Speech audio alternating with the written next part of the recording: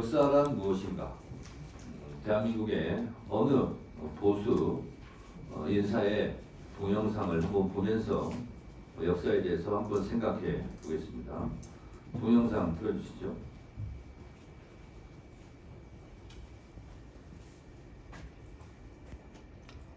거부라는 표현은 사실은 여기서 적당하지 않고 미친이라고 하는 게 정확할 겁니다.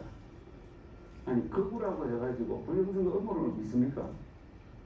그것은 거부와는 차원이 다른 저질의 정신상태입니다. 이라는 우두머리는 사형 아니면 무기징역입니다.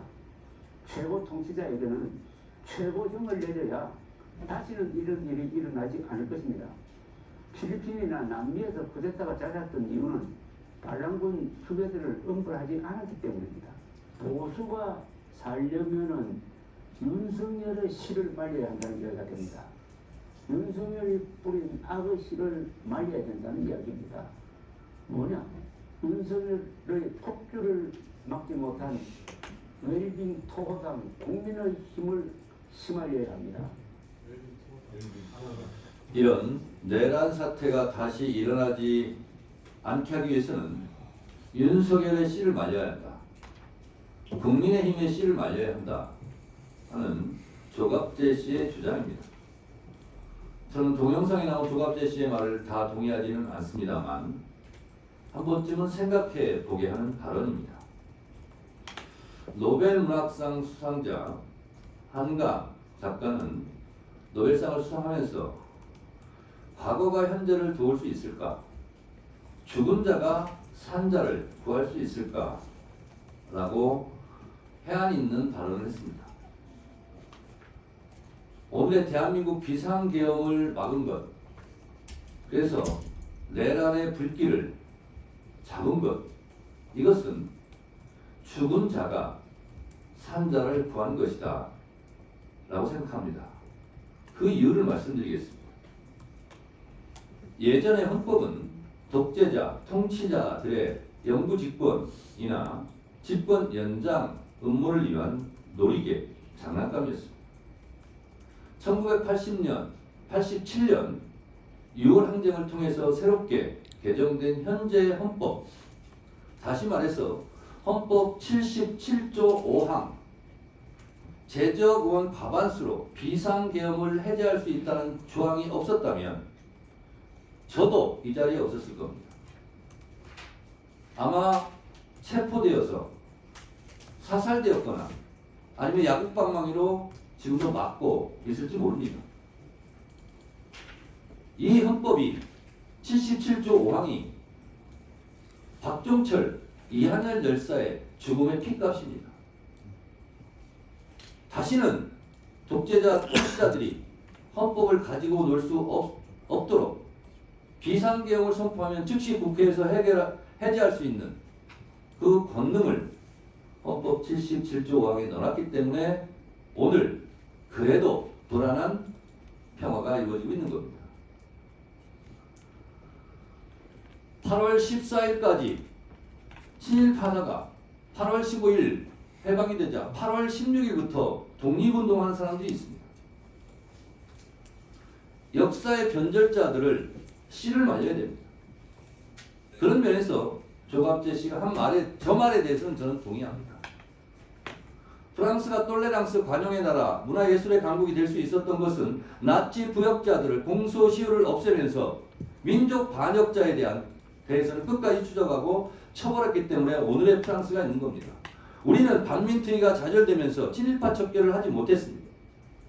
또한 독재자, 내란 수괴들에 대해서 처벌을 제대로 하지 못하고 어줍지 않은 화해라는 이름으로 몇 년 살지도 않은 사람을 사면하고 용서했기 때문에 이런 비상계엄 내란이 다시 일어났다고 저는 생각합니다.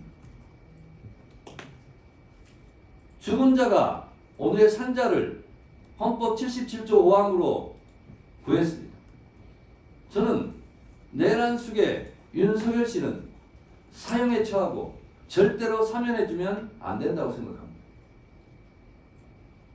조국을 위해 너는 어디서 무엇을 했느냐? 일제치하 때 너는 독립운동 편이었어? 친일파였어. 4.19 때 너는 어느 편이었어?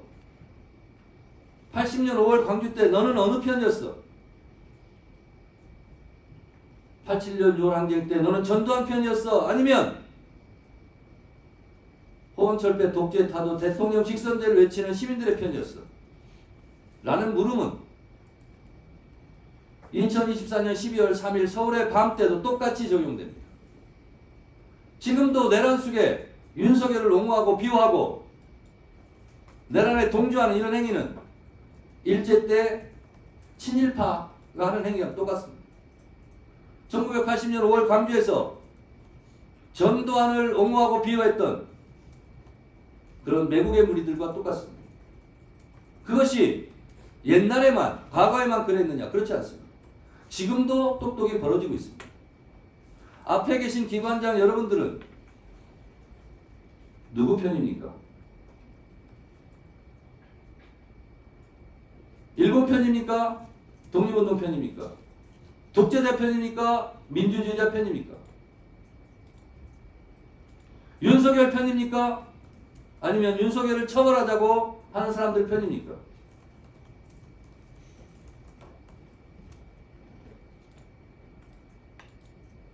목숨이 왔다 갔다 하고 수많은 사람들이 피를 흘리면서 쌓아온 민주주의의 금자탑을 무너뜨리려고 하는 이 반역의 무리, 반동의 무리들에 대해서 여러분들이 갖고 있는, 기관장들이 갖고 있는 그 권한을 제대로 사용하지 않는다면 후세 오동훈 공수처장, 당신은 2024년 12월 당신은 어느 편이었어?